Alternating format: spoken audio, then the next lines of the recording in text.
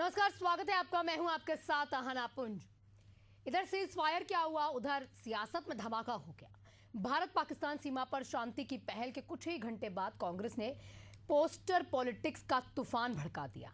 भोपाल में लगते ही, यानी कि भोपाल में जिस तरह के पोस्टर्स लगे हैं उनके ऊपर बात करेंगे।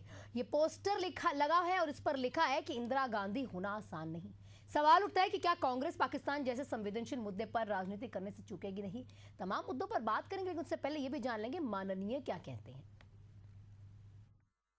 देखिए, इंदिरा जी के प्रति लोगों की अगाध श्रद्धा है और आज देश में करोड़ों लोग उनको इसलिए याद कर रहे हैं कि जिस तरह से देश में सीज फायर की परिस्थिति पैदा हुई है और अमेरिका ने जो है चौधराहट करके हमें सीज फायर के लिए विरोध किया, इससे देश के मानस को चोट पहुंची है। पूरा देश दुखी है और वो उस इंदिरा गांधी को, आयरन लेडी, महान इंदिरा गांधी को याद कर रहा है, जिसने जो है अमेरिका से कहा था कि 7 महीने की 70वां बेड़ा भेजते, मगर हमको जो है ये करते रहेंगे, और उन्होंने पाकिस्तान के तीर के 2 टुकड़े कर दिए। बिना एक भी पाकिस्तानी सिविलियन को चोट पहुंचाए ये आतंकवाद के विरुद्ध लड़ाई हुई है और इस आतंकवाद के विरुद्ध लड़ाई में सेना ने जो है पाकिस्तान को उसकी नानी याद दिलाने का काम कर दिया है।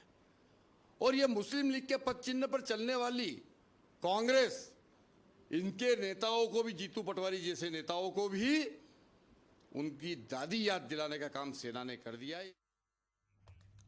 चर्चा को आगे बढ़ाएंगे। हमारे साथ वंदना त्रिपाठी, बीजेपी प्रवक्ता, जुड़ी हुई हैं। उसके साथ ही साथ प्रतिभा विक्टर, कांग्रेस की तरफ से कांग्रेस प्रवक्ता, हमारे साथ जुड़ी हुई हैं। मैडम, आपको क्यों लगता है कि भाई आज जो है 2025 कमजोर है 1971 के मुकाबले?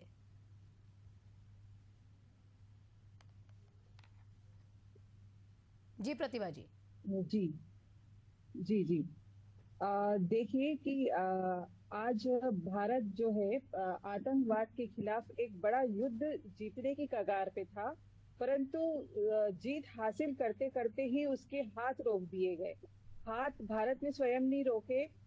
हाथ किसने रोके? किसी थर्ड पार्टी ने रोका है, और इसमें अमेरिका को बीच में स्वयं आ गया या अधिकार दे दिए गए बीच में बोलने के। तो जो सीज फायर का जो ऐलान किया गया अमेरिका के द्वारा किया गया, जबकि दिल्ली से भारत के द्वारा सीज फायर किया जाना था। जब तक कि हम अपने पूरे जो हमने सेना ने ठाना था, जो सरकार ने इस चीज का निश्चय किया था कि हम आतंकवाद का पूरा खात्मा करेंगे, पाकिस्तान को सबक सिखा के रहेंगे। तो जो 21 ठिकानों को निशाना बनाने की बात सोची थी, उसमें से केवल 9 ठिकानों को आपने निशाना बनाया, उसको नेस्त नाबूद करा, बाकी सारे ठिकानों को छोड़ दिया गया। जबकि पाकिस्तान ने किया, पाकिस्तान ने हमारी भोली भाली एलओसी के किनारे जो क्षेत्र है भारत का, उसकी जनता के ऊपर उसने हमला करा। हमारे कई ऐसे संस्थानों पे उसने हमला कर दिया। उसने अपनी जो हवाई सेना, हवाई सुविधाएं थी, उसको रोका नहीं, उसको उसने बीच में उसका यूज कर लिया।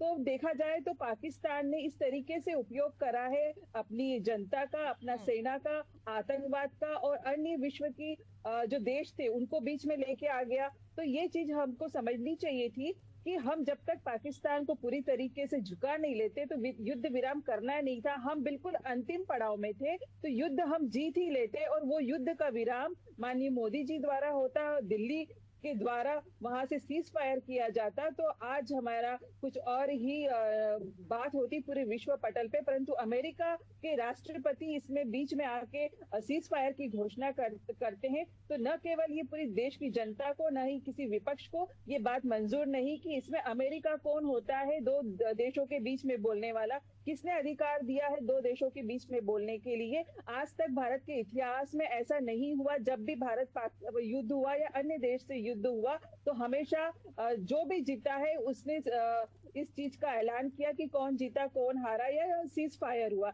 इसमें अमेरिका को बोलने की अनुमति किसी भी देश ने नहीं दी थी, परंतु बीच में व्यापार का हवाला देके या व्यापार के नाम से इस तरीके से उनके राष्ट्रपति बोलते हैं कि हमने व्यापार का हवाला देके हमें भारत और पाकिस्तान को रोक दिया। तो इसमें भारत डरने वाले देशों में से नहीं है, न ही झुकने वाले देशों में से है। ठीक, देखिए, लेकिन वैसे मैं आपको बताना ये चाहूंगी कि जिस तरह से अभी जो तस्वीरें सामने आई और जो हमारे सेना ने आकर सामने से बात बताई है कि किस तरह हमने पाकिस्तान के नापाक जितने भी इरादे थे, जो मंसूबे थे, उनको विफल करके दिखाया, उनके घर में घुसकर उनको मारा। कहीं ना कहीं सेना की बातों पर आपको विश्वास करना चाहिए। हमारे साथ बीजेपी प्रवक्ता भी जुड़े हुई हैं, उनसे भी जान लेंगे कि क्यों आपको लोगों को ऐसा लगता है। वंदना जी कह रहे हैं कि हम बस जीतने ही वाले थे मगर वो जीत हासिल नहीं हो पाई। देखिए, सबसे पहले नमस्कार। ऑपरेशन में और युद्ध में अंतर होता है। ये एक सर्जिकल स्ट्राइक करी गई थी आतंकवादियों के लॉन्च पैड्स पर, जहां जहां उनके ठिकाने थे, जहां जहां उनके अड्डे थे। और हम भारत के लोग कभी ये नहीं चाहते कि इस प्रकार के युद्ध हों जिसमें आम नागरिक मारे जाएं। अगर हम भी आम नागरिकों को जाकर मारने लगेंगे, उनके ऊपर बम गिराने लगेंगे, उनके ऊपर अटैक करने लगेंगे, तो हम में और पाकिस्तान में क्या अंतर रह जाएगा। हम विश्व गुरु बनने की बात करते हैं, विश्व की सबसे बड़ी अर्थव्यवस्थाओं में से एक बनने की बात करते हैं, और अगर हम पाकिस्तान जैसी हरकतें करने लगेंगे तो क्या पाकिस्तान में और हम में कोई अंतर रह जाएगा। आना जी, आप खुद इस बात को बताइए। आप एक वरिष्ठ पत्रकार हैं, क्या पाकिस्तान की कॉपी करने के लिए बैठे हैं हम लोग? अगर कोई हमारे ऊपर हमला कर रहा है, उसके विरोध में हमने इतने सारे आतंकवादी ठिकानों को तबाह कर दिया, आतंकवादियों को तबाह कर दिया। और रही बात देखिए कांग्रेस पार्टी की, तो कांग्रेस पार्टी ने तो पिछली बार भी सर्जिकल स्ट्राइक के सबूत मांग लिए थे। इसीलिए इस बार हमने सबूतों के साथ ये चीज दिखाई है कि किस प्रकार से लॉन्च पैड को नष्ट किया गया है, किस प्रकार से आतंकवादियों को खत्म किया गया है। और आपने पाकिस्तान की प्रेस ब्रीफिंग में भी सुन लिया होगा, वहां से आपने चलचित्र भी देखे हैं, छायाचित्र भी देखे हैं कि किस प्रकार से आतंकवादी तबाह हुए हैं, आतंकवादी मरे हैं। अब मेरे को एक नागरिक होने के हिसाब से भी प्रवक्ता के साथ साथ ये चीज गलत लगती है कि हम जाएं और मासूम लोगों को मार दें, बच्चों को मार दें। ये भारत की संस्कृति नहीं है और ये भारत की परंपरा नहीं है। दूसरी बात, जब इंदिरा गांधी जी से कंपैरिजन किया जाता है तो 1971 में युद्ध हुआ था, ये ऑपरेशन हुआ है। और अगर हमने बोला है कि अगर पाकिस्तान की तरफ से कोई भी टेररिस्ट मूवमेंट हुआ, टेररिस्ट एक्टिविटी हुई, तो उसे युद्ध का प्रारंभ माना जाएगा, उसके बाद उनको नहीं छोड़ा जाएगा। देखिए, अगर सीज फायर सीज फायर में अमेरिका ने समर्थन दिया है, अमेरिका ने बोला है, हम भारत में रहते हैं, हम अपने पड़ोसी मुल्कों के साथ बिना मतलब वॉर में नहीं जाना चाहते। अगर कोई हमें परेशान करेगा तो हम उसको छोड़ेंगे नहीं, कोई भी कुछ भी बोले, कोई भी देश आकर बोले। लेकिन अगर इस प्रकार से हमने युद्ध विराम किया है या इस चीज को रोका है, तो देखिए उसके पीछे कारण है। सबसे बड़ा कारण यह है कि हमारे यहाँ जिन आतंकवादियों ने आकर हमला किया, उनको हमने ध्वस्त किया, उनको हमने नष्ट किया। हमने ऑपरेशन सिंदूर लॉन्च करके बिना किसी से परमिशन मांगे ये पाकिस्तान को सबक सिखाया है कि अगर तुमने हमारे देश के नागरिकों की तरफ आंख उठा के देखा, नरसंहार जिस प्रकार का हुआ था, तो उसका बदला ये होगा कि हम तुम्हारे घर में घुसेंगे, आधी रात में घुसेंगे और घुसकर मारेंगे। देखिए, ये कह रहे हैं कि पाकिस्तान को सबक सिखाने का अच्छा मौका था। पाकिस्तान को जो सबक सिखाया गया है, इस तरह के सबक के बारे में पाकिस्तान और पाकिस्तान के आला कमान, पाकिस्तान की आर्मी, पाकिस्तान में पल रहे आतंकवादियों ने सपने में भी नहीं सोचा होगा। बिल्कुल, कहीं ना कहीं हम उनके घर में घुस के मारेंगे और उनको मुंह तोड़ जवाब दिया जाएगा। हमारे साथ देवदत्त दुबे जी जुड़ चुके हैं, वरिष्ठ पत्रकार हैं, एक उनसे भी हम कहीं ना कहीं प्रतिक्रिया ले लेते हैं। देवदत्त जी, क्या सच में परेशानी का ये पूरा मुद्दा है कि अगर अमेरिका ने बीच में आकर मध्यस्थता कर कर बातचीत करी है और दोनों देशों के ऊपर कहीं ना कहीं समन्वय बिठाने की कोशिश की है, क्या इतना बड़ा मुद्दा है? देखिए, देश काल परिस्थिति की स्थिति के अनुसार मुद्दों की समीक्षा और व्याख्या होनी चाहिए। कब कौन परिस्थिति किसको अनुकूल मिलती है, किसकी विपरीत मिलती है, योग्य है। कई बार इन सब चीजों में जरूर देशवासियों को एक चीज नहीं लग रहा होगा कि कोई और देश हस्तक्षेप करे, लेकिन अंतर्राष्ट्रीय स्तर पर जिस तरह परिस्थितियां होती हैं, जो जब पद पर होता है, आपने देखा होगा कई बार विपक्ष इतने आरोप लगाता है, जैसे कई वीडियो वायरल होते हैं नरेंद्र मोदी जी के जो मनमोहन सिंह के लिए थे, तो उस समय क्या है, आज कांग्रेस जो आरोप लगा रही है, कई बार उस समय क्या होता था, उस समय भी हमले हुए 6/11 से लेके बहुत सारी चीज जब विपक्ष में रहते हैं तो बातें करना आसान होता है, लेकिन सत्ता पक्ष में जो बैठता है उसके लिए समय काल परिस्थिति के अनुसार निर्णय लेने पड़ते हैं। ठीक, प्रतिभा जी। बन गया था कि वो अमेरिका या कोई भी देश विश्व गुरु की बातें कर रहे हैं, तो सब चीजें आतंकवादियों को नष्ट कर दिया। और ये सर्जिकल स्ट्राइक थी, तो सर्जिकल स्ट्राइक में क्या केवल कुछ गिनती के ठिकानों को खत्म कर दिया और हमने मतलब किसी बीमारी का पूरा इलाज किया ही नहीं, थोड़ा सा उसको मेडिसिन दे दी और बात खत्म हो गई। कोई बीमारी का इलाज होता है तो प्रॉपर इलाज होता है उसका। तो इसी तरीके से जो 21 ठिकानों का टारगेट किया गया था, जो आतंकवादियों के ठिकाने थे, उनको पूरी तरीके से नष्ट करना था। न केवल 9 ठिकानों को आपने नष्ट करके इत्मीनान कर लिया कि हमने आतंकवादियों को नष्ट कर दिया। जो पहलगाम में जो घटना हुई थी, तो उसके जो आतंकवादी थे 4, क्या उनको आप सामने लेके आए?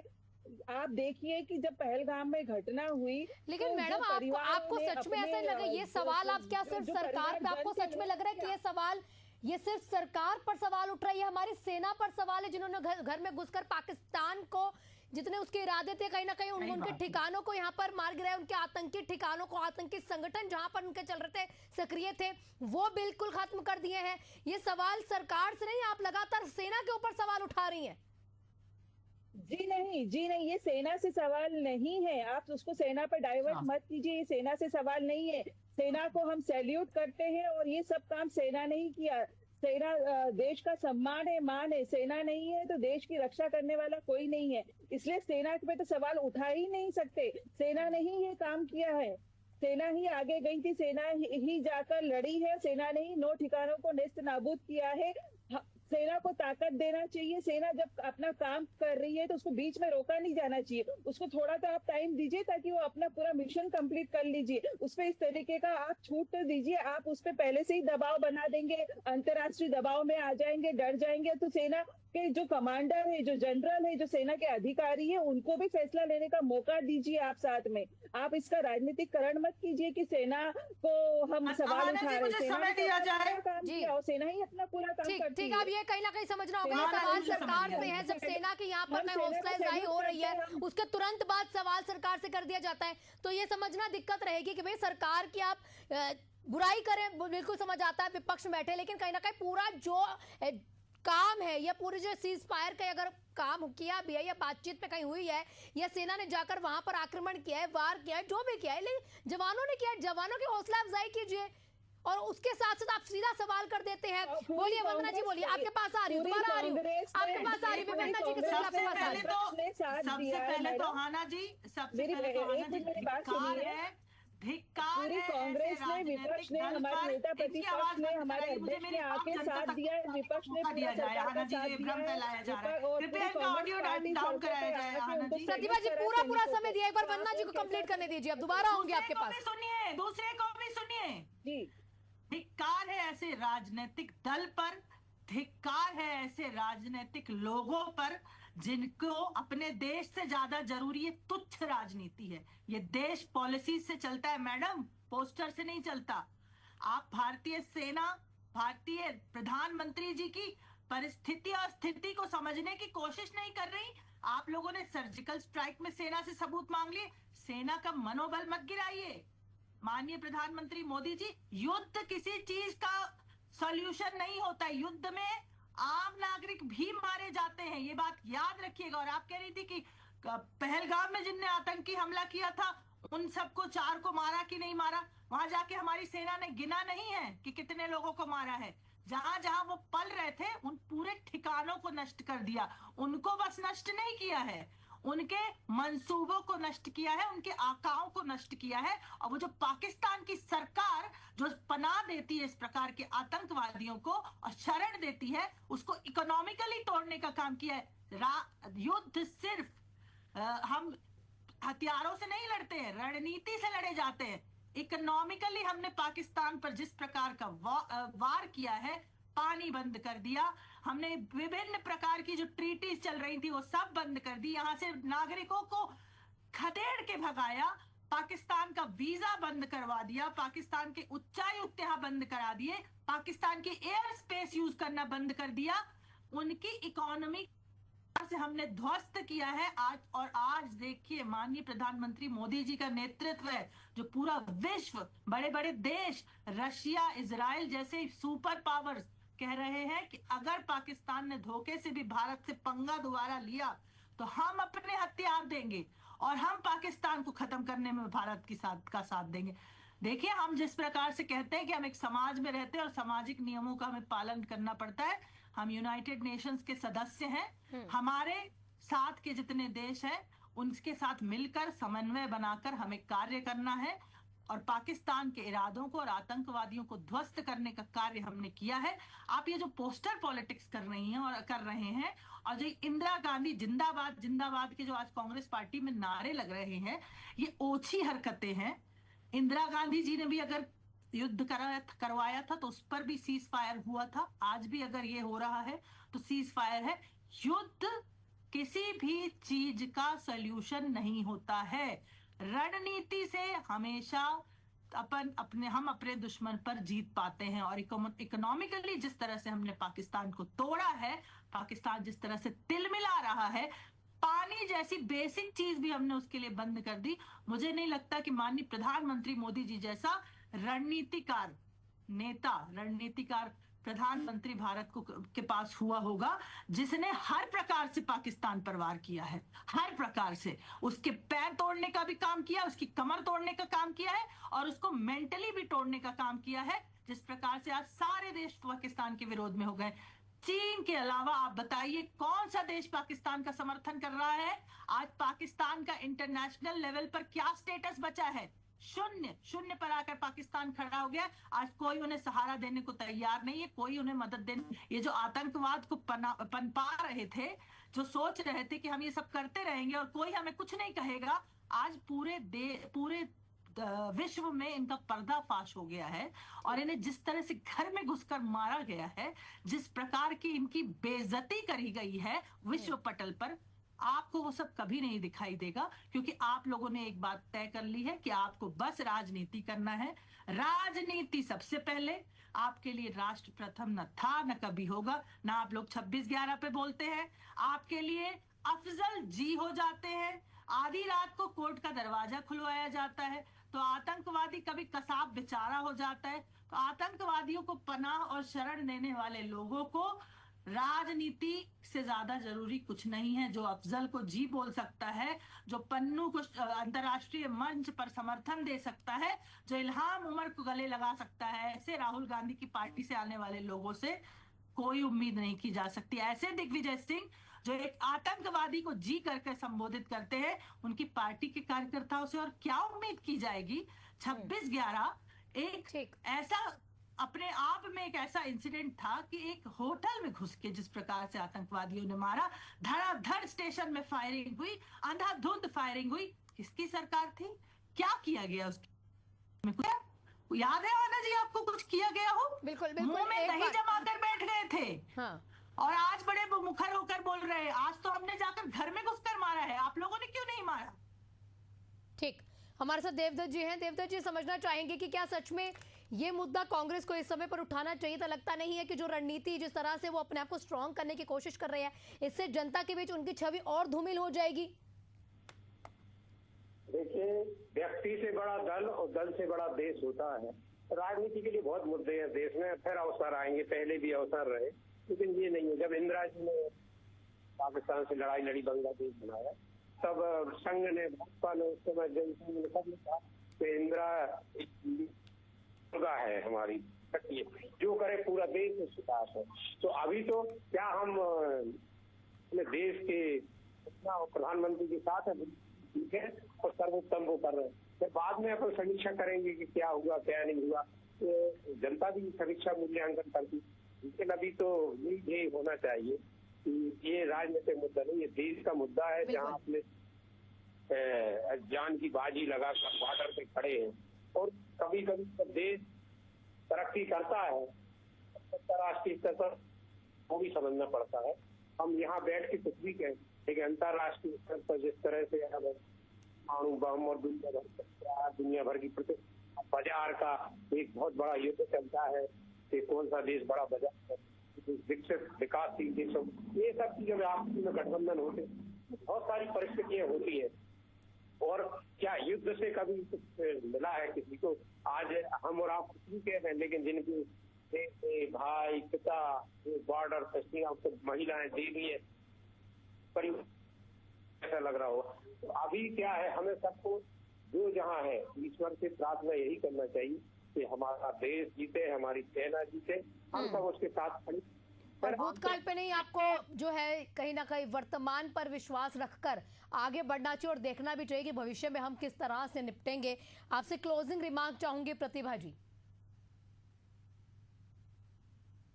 जी देखिए, युद्ध की बात चल रही है तो कोई विश्व का कोई भी देश या जनता ये नहीं चाहती है कि युद्ध हो। युद्ध किसी भी लड़ाई का अंत नहीं होता है। जिस तरीके से पाकिस्तान का नुकसान हुआ है उसी तरह भारत का भी नुकसान हुआ। हमने भी अपने जवानों को और देशवासियों को खोया है। बात यही थी कि बस आतंकवादी ठिकाने खत्म कर दी जाए और युद्ध खत्म होने की स्थिति में ही था और उसका सीज फायर हमारे देश की तरफ से हो जाता, माननीय मोदी जी द्वारा होता तो हमें और फक्र और गर्व महसूस होता। हम भी नहीं चाहते कि देश में युद्ध हो, क्योंकि हमारे भी जान माल का नुकसान हुआ है। लेकिन ये तो सिर्फ अमेरिका ने मध्यस्थता की है ना मैडम, अगर भारत ने भी हाँ करी होगी ना, भाई भारत ने हाँ करी है, भारत से बैठ के बात करी है। जी मुझे भी बोलने का मौका दीजिए मैडम, आपने सामने वाले को भी मौका दिया है, मुझे भी मौका दीजिए। मैं भी, माननीय प्रधानमंत्री जी न केवल भारतीय जनता पार्टी के, पूरे देश के प्रधानमंत्री है, तो हमारे लिए वो भी सम्मानीय और गर्व की बात है। हाँ। तो हम भी यही चाहते थे कि माननीय मोदी जी आके इस सीज फायर को करते तो हमें और ज्यादा खुशी होती, न कि ट्रम्प की बात